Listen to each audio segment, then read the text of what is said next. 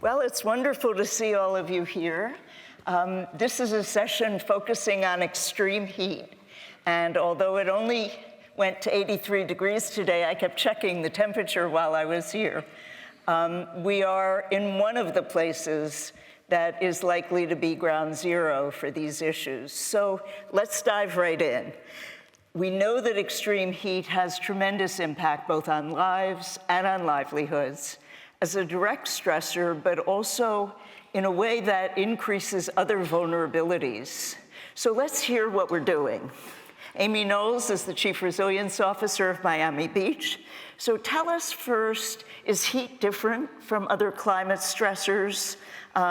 Is it a place where the horizon is worsening more quickly? How are you guys on the ground really looking at it? Sure. And thank you, Dr. Rodin. This is such a pleasure to be here with you. We see heat very similar to a lot of our resilient shocks and stresses. We have a Resilient 305 plan that we have put together with the City of Miami and Miami-Dade County. And just funny or not funny enough, we didn't include heat as we put together that resilient strategy because we felt like Miami, it's hot, people know it, it's subtropical. But so many things have happened since that time. We've had devastating hurricanes that we experienced, situations without power, and there were so many deaths afterwards. We can't live without without air conditioning, in Miami. So it's incredibly important to us. It hits us with those extreme shocks, and it also is this constant stress that we face on a day-to-day basis. And it's something that impacts all of Miami-Dade County. Some shocks are just a certain area, maybe an infrastructure failure. But heat is something that is really, I think, shared by all of us, and we have to plan for it. Great, thank you. And Eugenia, thank you for coming all the way from Sierra Leone, and share with us how sub-Saharan Africans experience heat and what the issues are and what it exacerbates. Thank you so much. So as we all know, it's getting hotter everywhere. But more so for cities in the global south that are facing a lot of challenges because of extreme heat. In Freetown, where I come from, over the past 20 years, we've seen dramatic change in weather patterns, which has led to an increase in population growth. We've seen a lot of people moving from the rural areas into the city because most of the people in the rural areas depend on subsistence farming, and extreme heat is impacting the agricultural sector. We've seen an increase in informal settlement of about 74 informal settlement, accounting for about 35% of the city population. Most of these informal settlements are located along the hillsides and along the coastal lines of the city. So we've also witnessed massive deforestation along the line. And in all of this mix within that population, 55% of that population are women. So we've also seen an increase in and further widening of the gap of inequality, because most of these women also are traders, and they are exposed to the hazards of extreme heat. And we've also seen disease burden exacerbated by extreme heat, and women and girls are mostly affected. So now we've defined the problem, and you can see how serious this issue is and how deeply and quickly we need to address it. So let's focus on the investments that are most critical at the city scale level, at the community level. We just heard about the national level investments, but let's go to the city scale and the community scale to mitigate the impact of heat. Amy, would you talk first about what Miami Beach is doing, both in terms of current impact, but also planning for future impact, which is expected to worsen? Sure, absolutely. I mean, we know the days of extreme heat is expected to double in Miami, in the mid-century. So it's a very serious issue. One of the things we have to do is redesign our urban fabric in our cities, which is not simple. One of the first steps that we've taken is to pass an urban heat island ordinance, which helps new construction be cooler, making sure they have new roofs, making sure that the surfaces used are not as hot, making sure that we have more permeable surfaces and more green space. We're definitely planting those trees. But we're doing it in a very strategic way, that we're planting the type of tree canopy that will be resilient in the future and really, in the places where people are walking that can handle the salt water that's coming from more sea level rise. And so we're doing it in many ways. The building that we were in all day at the Miami Beach Convention Center, I think, is a great example, being built LEED silver. Those fins across the front as you walk in were actually built to shade that actual building. So we're doing it in the designing going forward, and we're starting to see the impacts of that. Wonderful. And you've been sort of ground zero for innovation, I think, at the community level. Tell us about the innovations and the interventions, what you're seeing and what they cost, because we often think that these interventions are massive amounts of resources, but I know that you've seen some creative solutions that aren't that. Yeah, so on our side, even though this is something that has been talked about, the knowledge around extreme heat is very, very low in Freetown. And so what we first of all tried to do was to understand the concept, the context of heat for Freetown, so collecting data.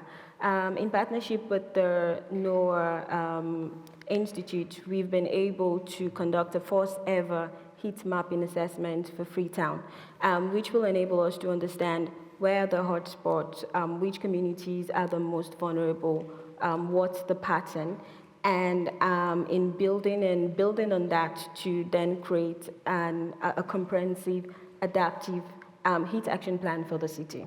Alongside that, there are people who are most vulnerable to extreme heat. And as I said earlier, women and girls. So we've been working with the Ashrock Resilience Center to prioritize women. And we have worked together with Market Women to co-design and co-create the Market Shade Cover project, which we just completed a few months ago. And the project seemed very straightforward, but very impactful. We made use of heat-reflective materials and target 3 of Freetown's major outdoor markets. We have 42 markets in Freetown, and 15 of those markets are without any structure or shade. So these women are exposed to heat. So the Market Shade Cover project enabled us to work with the women to create the shades, reduce productivity loss and economic loss, because most of what they're selling are vegetables and fruits. But also there's a solar component that we attach to the project, which enables them to have light in the evening and extend their market hours. We've also been working on natural-based solutions, looking at how we bring back nature into the urban setting. And the target is to plant and grow 1 million trees, and we're almost there. Fantastic. Really incredible. So Matt, congratulations. We just heard about Morgan Stanley's early commitments to this area, and certainly the $1 trillion that will be under management towards sustainability is just phenomenal. As we focus here on heat, in particular, what are the most impactful financing options? We have interventions to mitigate extreme heat. Some of them can be low cost, but many of them are high cost. And as you talk about the financing options, are there critical structures or are there critical subsidies that have an effect that could accelerate the impact of any investment? Great. Well, first off, thank you to the Aspen Institute for putting on this event, and Dr. Rodin for moderating a panel. I'm honored to be sitting next to you both here on stage. Heat is an economic issue too, extreme heat, and I think it was a recent Ashrock report that talked about $100 billion globally of lost economic value, including a high proportion here in Miami, going to, I think it was 200 by 2030 and $500 billion of lost economic productivity by 2050. That's a big number, right? So it is incredibly important to get this right. And I think there are many different structures to help finance this, big and small. I think we're going to talk a bit about public-private partnerships, which I think are absolutely key. And we just heard about the green banks and facilitating sort of regulation, legislation, the climate bank. All of these things are going to have to really play a meaningful role to get this right, because we're talking about big dollars and we're talking about long-term investments. I also think, just picking up on one of the things both of you talked about around nature-based solutions, I think there's this idea about canopy and trees and nature, which are essential to cooling cities, and thinking about how you start treating those like infrastructure, right? And there's a really interesting organization called Trees AI, Trees as Infrastructure, that's doing some pretty cool work because you have to figure out how to attribute value to trees in order to think about how to finance trees as part of the overall economic equation. So I think there's some really interesting innovation going on as well, big and small. So often the private sector says we could do all of this if government got out of the way.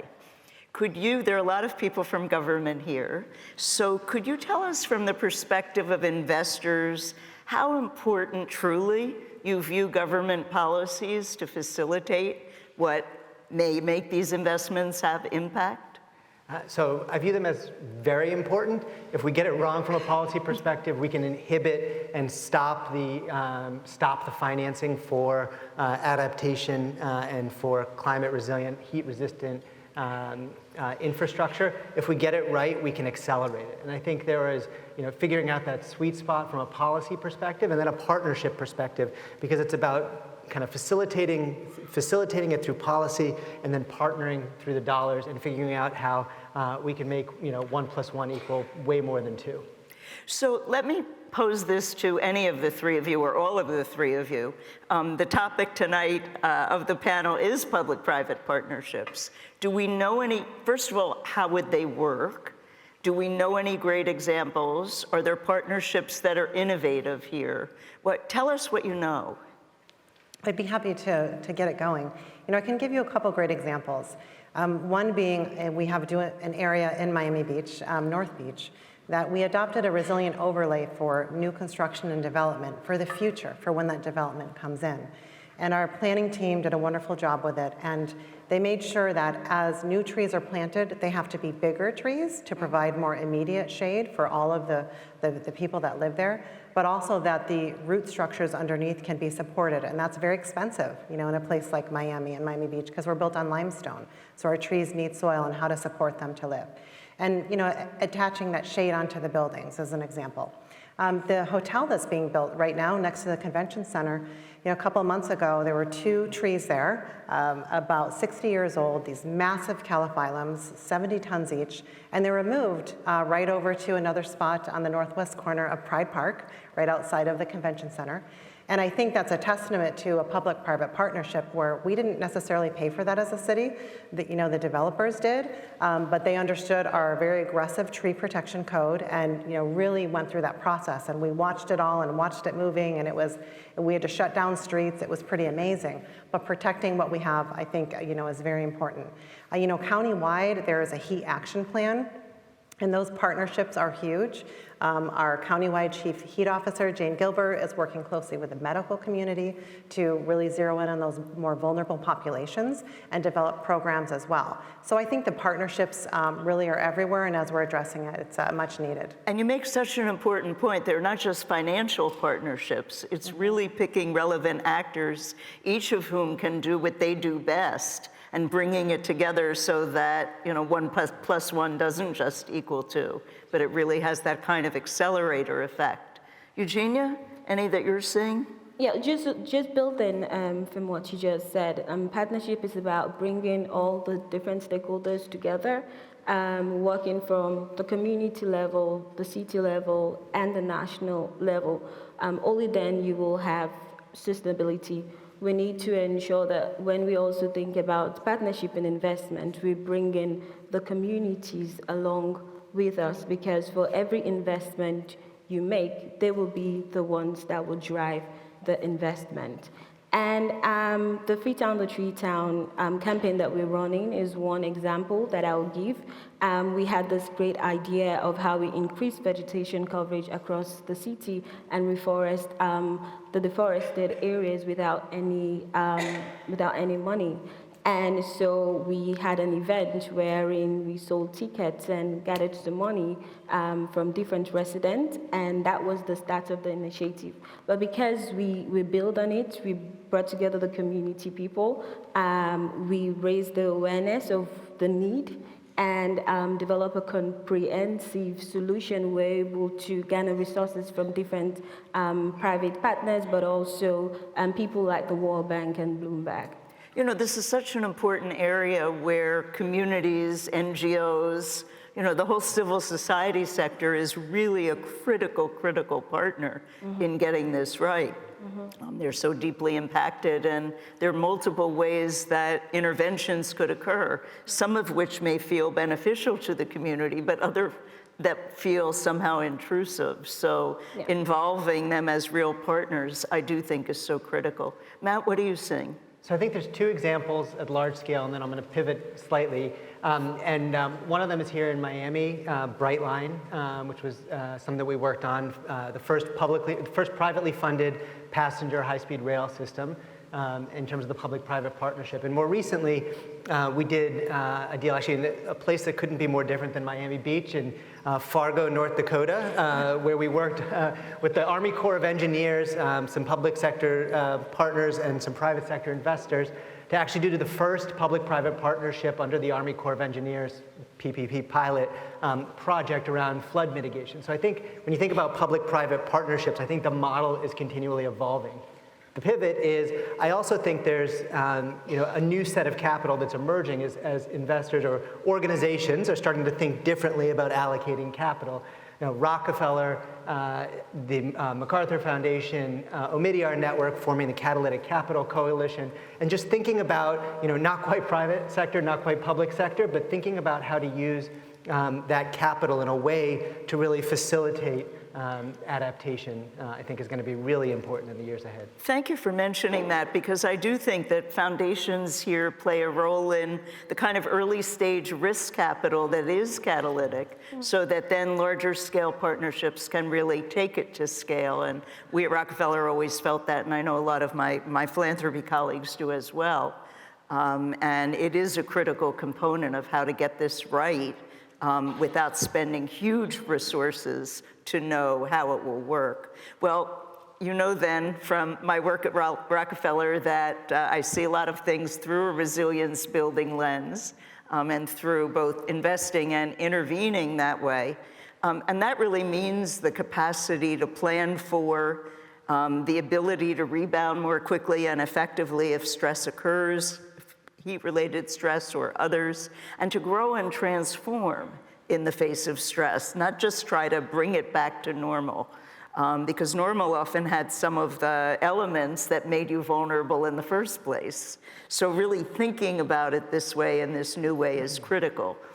I know all of you have thoughts about how that works. So Amy, let me start with you and ask all of you to jump in. Sure. Well, I hope some of the attendees tonight were able to do a resilience tour.